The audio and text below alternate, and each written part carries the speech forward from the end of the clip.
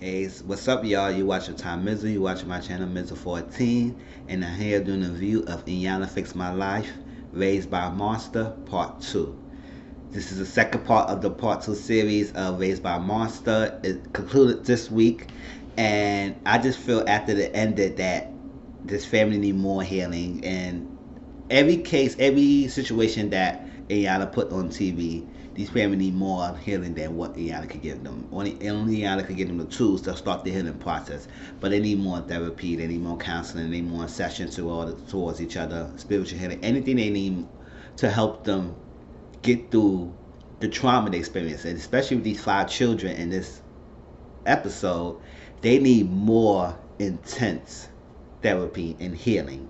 And she gonna work with them to continue on with this. So we heard that there was a story last week of the 5 children, all beautiful children, about they've been abandoned by their mother. So this week they get to finally face the mother who abandoned them. Her name is Vita.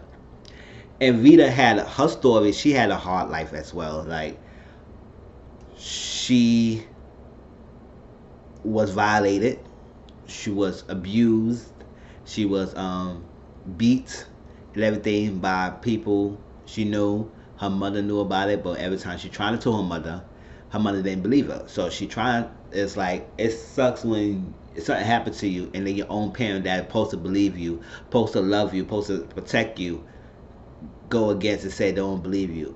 And she said her mother always chose the men over her. It's the same pattern that she did to her children. She chose when Charlemagne told us that her mother had a choice: either be with the man you with or stay here with your grandma. And she chose the man, and so like that. So it's a pattern. It's like this like thing that Rihanna keeps saying. It's a psychopathology, family pathology. It keep you pattern repeats itself in some way, shape, or form in the family generations. So the fact that her mother abandoned her for men in the street, she did the same thing when abandoning her children. And not only that, she been prostituted since the age of 16. She got pregnant by Charlemagne when she was 16.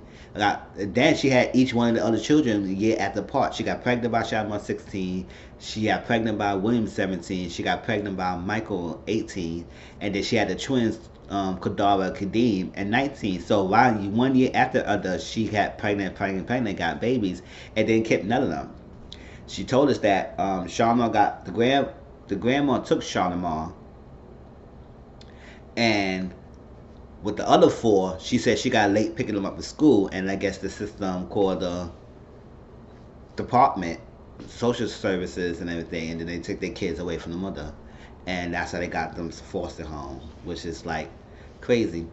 So Iyanla met with the kids again, and they all grown adults. I don't like calling them kids, but at this point they still act like, or they feel like they are a broken child who haven't grown up. Their bodies developed, but their mindset is still in that past where they had to fight for themselves, fight for survival, fight for being heard, fight to be listened to, fight to heal, fight to get out of that mindset of what happened to them when they was younger. And all 4 of them, she met with Charlemagne, William, Michael, and Kadara. Kadeem wasn't there because he had something, and it was some violent situation that go about. And they explained to us that Kadara and Kadeem had a falling out, and Kadeem had to go. Course, police was called. Kadeem damaged the property. He put his hands on Kadara. I would say, your own twist sister? No. What happened? So we find out more later on. So she sat down with them and said that she heard your stories and hope they are healing and everything. But they basically saying she told them to meet them mother's story, and she has a story, and to be open to hear from her. But they had a lot of things to say. They said they wanted to basically just say she got to show us. Her words mean nothing right now, and I understand that you promises the kids that you're gonna be there for them. You promises everything. You don't show up. You abandon them. So it takes more than what you gonna say. Oh, I'm sorry, or this enough. And Rihanna told Rita, your sorry is not enough. they're gonna need more for you. They're gonna need some action. They're gonna need to hear things. They need to see that you are worth it to bond with them. Cause at this point, none of them don't really care. Kadara said that she don't really care about me. She just like, okay, I don't have no feelings towards her because she has abandoned us. And basically, it's a time to share a story towards Rita, and also have Rita, their mother, share her story towards them. Now, Rita said she'd been prostituting when she was young, and then she got addicted to crack, and since then, it's been hooked on it, and it just kept going, and then chose the street lifestyle of her kids, and she couldn't stop to it. So she wants to build something with her children and get a second chance, and it's gonna be hard. It's not gonna be easy, and it's not. She's not gonna go sit there and say, "Oh, I had to done this to me," and everything. Even though we know the cycle happened, like she repeating the cycle with her kids, so it's like trauma type of trauma type of trauma is unpacked and is marinating with her 5 children. So, so we had to sit down with Iyanla sit down with what she sat down with she said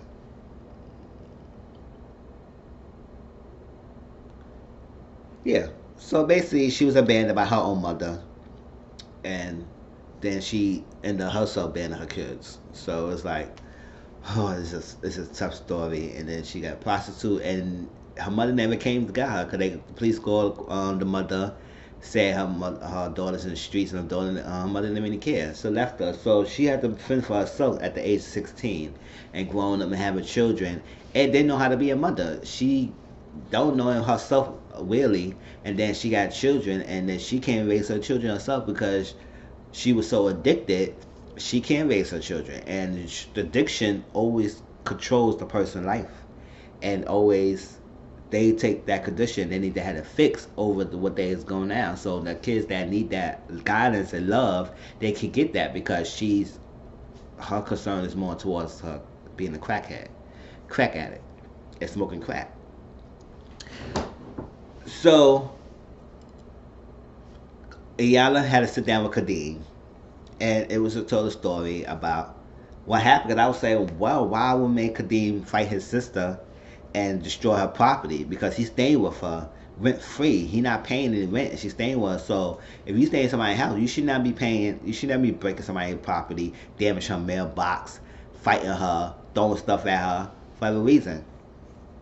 So I guess the story was that she was out for a week and everything, and she was out for a week, and then she came back. She left her car there, but she had her car keys, so she couldn't get picked up. So she asked Kadeem to come pick her up, so like that. He's saying he couldn't pick her up, whatever, because she had the car keys. They can't go to Uber. He said fine. I guess she was upset about that. She came home, started yelling and everything without him. He felt disrespected, felt angry by her screaming at him, and he just started throwing things and throwing at it. It just started escalating, and then started damaging her property. So Iyanla showed the video, and showed a video that he called her a bitch and everything. I said, damn, your own sister calling her a bitch, and said every time it's always my fault. It says your fault, and then Kadara said, listen, you can't be doing this, and every time I try to tell you something, you want to fucking destroy my property and take away my shit. You don't pay rent, so whatever. Start throwing stuff and coming at her. She said, why are you coming after me? And he said that was after the fact that she started taping her perspective after what happened, all that stuff. But Iyanla saying, you can't, whatever happened, you destroy her property. You put your hands on her. You did this and everything. Whatever happened, no one or no thing should take you to that level of the poverty. And that was deep, because it was like, what person, no one should take you, should lead you to take you to that point, to take you there, that you have to do that thing so extreme. And basically, he started breaking down and crying and stuff like that, in a cry, and it had no sound. And Iyanla said, make a sound to it. What's that? This. It's breaking up. It's coming down on you. And basically, he is still fighting for his survival. He is still fighting that time when he had to fight to get out that spot. He's still a broken little boy inside, even though he's a grown little boy now. He's like in the 30s or something, 20 and late 20s in his 30s, and he no, he's in his 20s, and he's like he had to get that little boy out, and he basically said she made me feel kind of worthless. And when he felt kind of worthless, he said angry. He expressed his anger outward. And compared to Michael, when he expressed his anger inwards, Kadeem expressed it outwards. So he will lash out. He put hands on the sister and everything. And Kadar explained to us that he had been putting hands on her for years and destroying property. She dealt with this for years. And even though she trying to help him, they had both experienced a similar story. So you would think they will come together and heal, but since they never healed, they can never get past that. So every time they will clash, it's not because they clashing because they don't like each other. They clashing because they both is in that space and mindset. They haven't even healed from that process. They haven't talked about it. They haven't sat down and talked towards each other about that. They never heal from that process. Never think about that thing. And you can't heal if you don't go back and think about it, talk it out, listen to it, get from that. So every time you hear that stuff in, it still feels in. So every time she felt disrespected and she felt vulnerable or hurt and everything, she lashed out at words. And maybe Kadeem felt like he felt he's sick and everything. All that stuff, emotions that he felt, is not because it was towards each other, it's because what they have been done to them. And since what had been done to them and they never hear for that process, they lashing out. And that's not gonna be good. That's not good. You have to talk it out. You have to sit down and get an understanding with as sisters and brothers, because y'all both went through this so traumatic experience, and this is something that y'all both could help each other out. But y'all need to learn how to talk and communicate this thing, feelings, so it won't happen again. So it won't be the point that you keep putting your hands on her, Kadeem, and it won't be a point that Kadar will feel that she had to disrespect you and yell at you every time she felt disrespected, because they not doing that towards each other. They just doing that towards the entity that haven't happened to them. And since they can't fight the people who had done that to them, they had to fight out the anger, the disrespect towards each other. And that's just so heartbroken when these beautiful kids as siblings is going at each other when they're supposed to be bonding. So she had Kadeem and Kadar sit privately. We didn't hear the conversation about their talk of what happened and healing, and at the end of the talk they had a better understanding about talking and communicating, and it feel like it's not their fault, because all this time they're thinking it's their fault and what they have done to them, and they feel shameless, they feel guilty, they feel a lot of things that they shouldn't be feeling because it's not their fault. They was told to do that. It's not like they chose to do this. They was made to do this. It's for survival. And when your survival isn't aligned and your survival instincts is taken away and is deprived of your ability to live and to move forward, to eat, your basic instincts to eat, to survive, to live, you do things. And since they were children, they were so young, they can't fend for themselves. So to survive, they had to do that stuff. So they was made to do these things, and then they felt kind of guilty. They felt it's their fault. It is not their fault. So that's the feeling they had to get out from each other. Get that from themselves, is let them know that it put them in the mind that it's not their fault. It's not their fault that what happened to them. They was made to do that, and you had to survive. And no one blame you for that. No one is guilt tripping you for that. And the fact that they could get that understanding, they hold hands and they hugged it out and stuff like that. It's still gonna take time. It's still gonna take time for them to get to the place where they could not let what happened to them affect them so much, because it's still affecting them today. They haven't really heard from that because they haven't been even talking to it. I guess the first time they have really ever really talked about it is when they got in the show to talk about their experience and get the help. And Iyanla's trying so much to get them the help to get to the point where they can communicate better and help each other. Alright, so it's the final time to have them sit down with Rita, and she says she took her a while, and it gave her courage to sit down and listen to him, because she knows she fucked up, she messed up, and I'm sorry to say she messed up. She been in 5 beautiful children that she had created and brought into the world, and now she cannot deal with that. And also she had to tell her story, so it's gonna be a hard truth. So they sat down, and it was awkward first because they all looking at her like she a stranger, basically, because basically she's a stranger. This is the first time she ever sat down and met with all her 5 children for a long time since she had them. This is the first time she met that and sat down with all her 5 children. And I was like, wow, like when you have kids and stuff like that, when you get older, you and your kids get older, you want to have that family bonding. You want that special things where you can have your kids come over for special gathering, get food gathering, holidays and stuff. And spend time with your children and grandchildren. William just had a child who's 10 days old. 10 days old. And Michael has his son named Amir. So it's like, it's it's thing. And then it was like, you gotta ask the children, what if your life would have been better off if she spared y'all? Low life, she leaving spared y'all. She said ain't no sparing. She should have kept us. She said, what about if y'all would have been worse if y'all should have kept you doing her crack addiction? And sometimes I know with children, sometimes we feel that we don't want to hear that. No, no matter what, you should take care of us. But at the same time, when you get older, when you understand how these addictions and stuff affecting you, sometimes you realize, like, what? Maybe it, even though what they had happened to them, you should not discard that. And you gotta say, I'm not discarding what happened to you, because what happened to you is really atrocious, and it's not excusing what happened to you. But the fact that she didn't take it under y'all in her crack world probably would have been better off for y'all in the long run.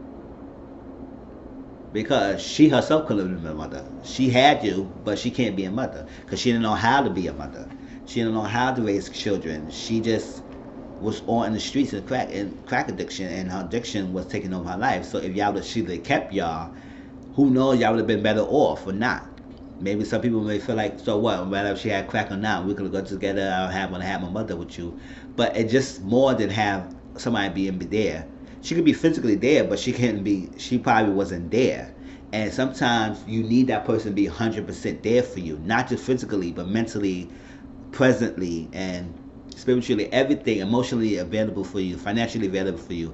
And if her addiction was taking over her life, financially, emotionally, socially, everything, physically, she can't be there for her children. So sometimes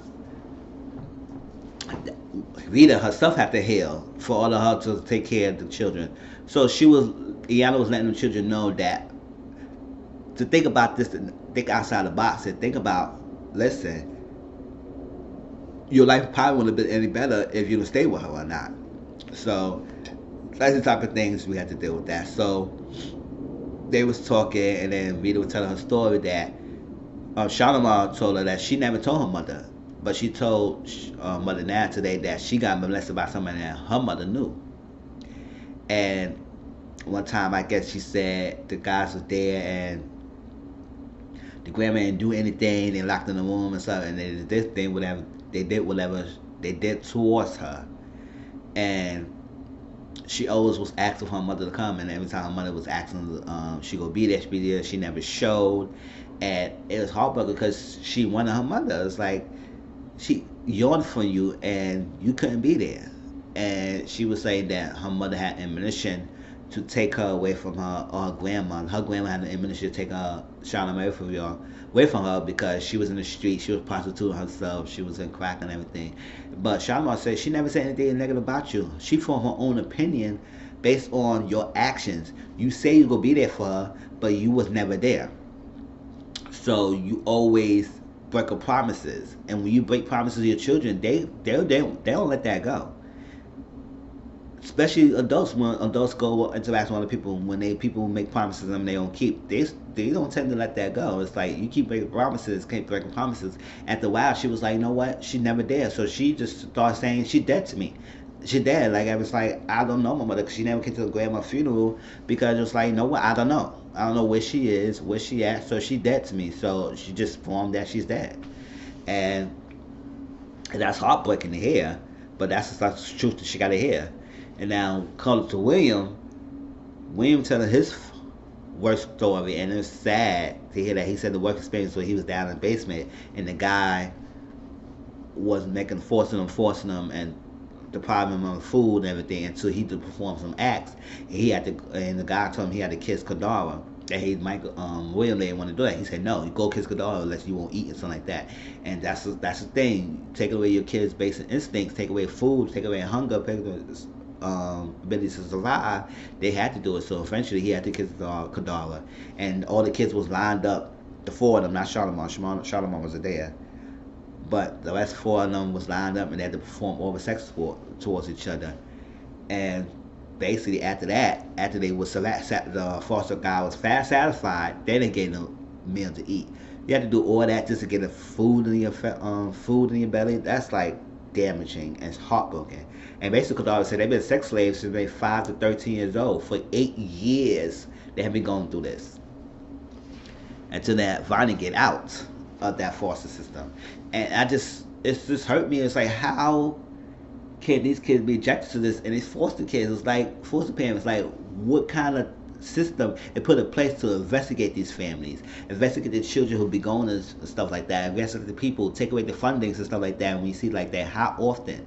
It's like so often you take kids away from families so badly instead of doing interventions and putting them in the foster kids, and they ain't even any better being in foster him than if they were in their household. It's like that. And it only takes usually a quick fix in the household to get the kids a better understanding, a better living, and then taken away to put them in a worse environment. So that was that. And then Iyanla was trying to have William to sit down and Rita, and he wanted to do it. He said, no, I'm not ready yet. I'm not fully ready. And to get comfortable, to hug her, stuff like that. And Iyanla said, I understand. It takes a minute. It's going to take you a while. But she had faith in that William would do that in the future. But right now, he needs to have time to really trust Rita. And then none of them will trust her. And so I was holding on strong. I was hard. I was good until Michael. I don't know about Michael's story. He always, when I listened to him and see him was the most that broke my heart. And oh my gosh, hearing him and seeing his battle and medical condition, epilepsy in this episode, seeing him zoning out and trying to breathe and zonking, and it was hard to see because he told his story and that again, like he said, he gave a beat in the head with iron cast on pots and pans and stuff in the head and everything, just because he asked to eat. He can't actually eat, and then in a week he was only getting living on a slice of bread and water, and to the point that he stopped giving to him because he kept asking and keep beating him, and that beating him in the head and stuff like that caused him to have a medical condition, epilepsy, and that's a seizure disorder, a form of seizure disorder and everything. And when he was telling the story, it was breaking my heart, and he just started tearing up, and I started tearing up, and I couldn't deal with it because he started. They said, Michael, listen, they hear me, Mike? Oh, you okay? Okay. Then he started soaking out, and he was like, oh yeah. Then he got up. He said he started getting hot, and then he went back. He couldn't. He was a breathe there, and the medical person had to tell him, breathe, Michael. Try to get him water. Breathe in, breathe out. Do you hear me? Do you listen to me? And he was all. He said, yeah. It was like he was in a daze, like he had no soul. It was like an empty shell. You look at a person, an empty shell. Eventually, got him together, and then said, he tired of holding everything in, hold it for everyone. And Iyanla said, you don't have to do that. Give yourself permission to let things go. Give yourself permission to things done differently. You don't have to hold everything in for everyone.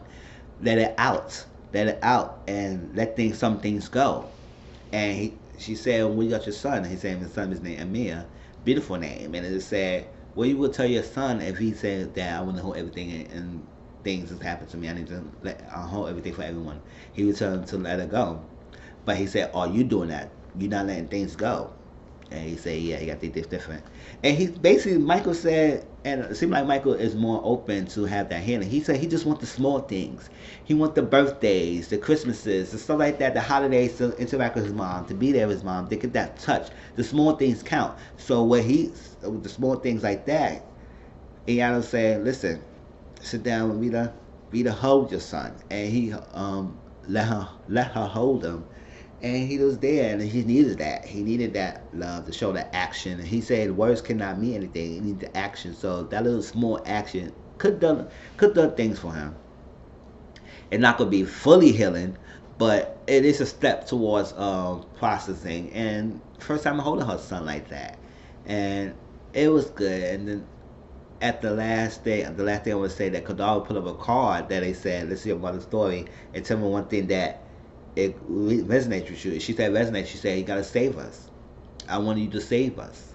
Right now, you couldn't save us back then, but right now we need you now. And also with your story, we can help you, save you, and then you save us.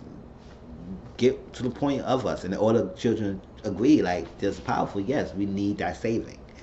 And we need that help. And that's that. So it was gonna be hard for them to really trust Rita, but Rita gotta do whatever she takes to get that trust with her children. She loves her children. She wants to build a bond with her children, but she has to put in the work. And Iyanla gave her the tools. Go give her the tools to help her be a mama. To be a mom, she don't know how to be a mom, and she can learn. Even though Rita's 49, she's still kind of young. She still can learn of being a mother. And that was that. Like I said, it was a touching two-part series. It was nice. I think next week will be more continual addictions. I think next week will be alcoholic addictions. So, like I said, y'all just bring stories out here that touch a lot of people and put things in the forefront that plague us a lot of families. And I could wish this series could have been more than two parts, but they had to wrap it up. There's a lot of things that probably couldn't be said on things. They had to edit a lot of things out. So I think more healing for this family need to be done with more intense care with counselors and therapists and stuff like that because they do need that. Hope, like, comment, subscribe to my channel. Please hit that red subscribe button down below. Support my channel. Get my channel out there. I'll continue to make more content. Hit that bell button to get notified for all my videos I'll be uploading. The next one I'm going to do is Family and Fiance. It's a new series on OWN. So I'm going to watch that, give you a brief review of it, and see how I think about it. And talk to y'all later. Peace.